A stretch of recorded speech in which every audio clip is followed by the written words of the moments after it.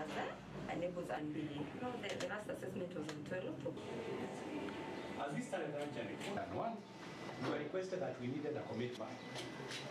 Dr. Miriam Donga to the county.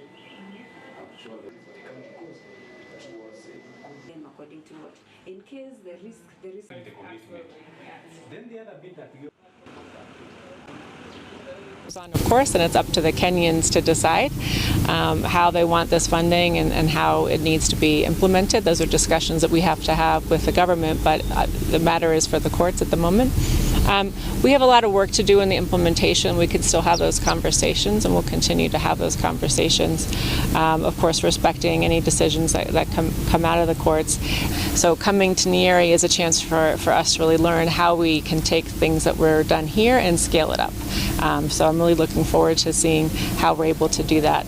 I should say in the interim, it's not that our funding on health has ceased. We're continuing to provide ongoing funding through our CDC, our Center for Disease Control, and through our embassy, our Office of Foreign Assistance. We're continuing to provide the life-saving work we've done here for many, many years in HIV/AIDS, malaria, and tuberculosis. And so we'll continue to do that while we work on the implementation of the new program.